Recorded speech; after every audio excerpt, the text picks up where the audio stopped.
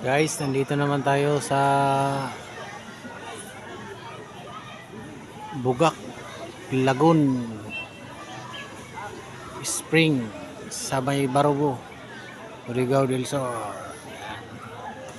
So, maraming naliligo. Halo ang tubig dyan, dagat at saka tabang, maalat at saka tabang ang ano dyan, tubig.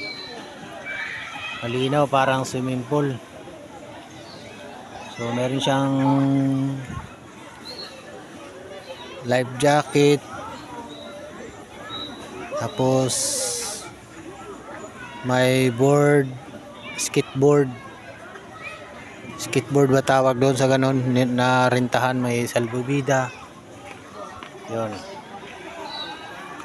So galing kami ng Hinatuan.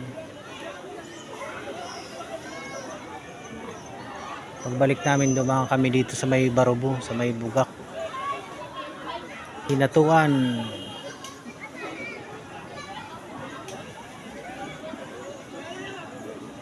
May resort doon sa Hinatuan sa dagat. Doon kami unang nagano, pero hindi ako naligo mga guys. Kasi medyo masama pa ang aking pakiramdam. Sama-sama lang, pawala ng ano. Yung mga kasamaan ko.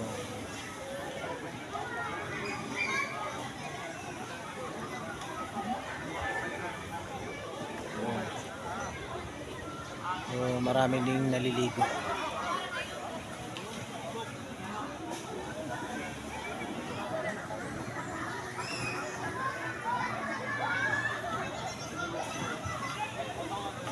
Maraming naliligo, may bayad ata dito. Parang 20 ang isa. Bayad 20 pesos bawat isa. So pagdating mo dito sa loob, cottage. Re-renta ka rin ng cottage. So ano to, diretso to papuntang dagat. Ayan. So halo ang ano dito, tabang at saka dagat. So, hindi siya masyadong nakakaano ng pagkaitim ng balat. Parang swimming pool lang yung ano tubig.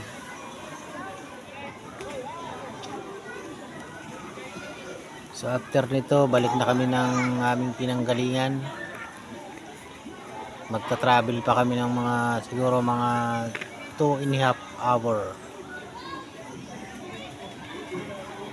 Papunta sa aming kinaroroonan. Kanina madaling araw, mga alas 4 kami umalis.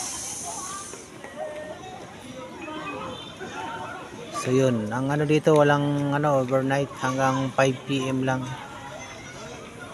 ang schedule ng kanilang swimming time.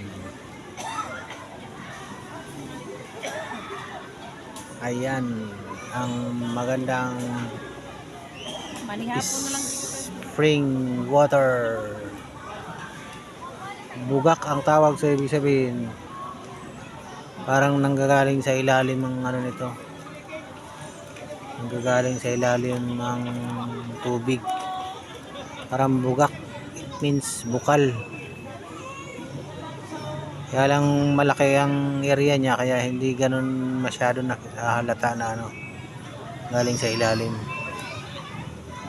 Yan, daming mga naliligo, mga bata. Yun lang mga guys.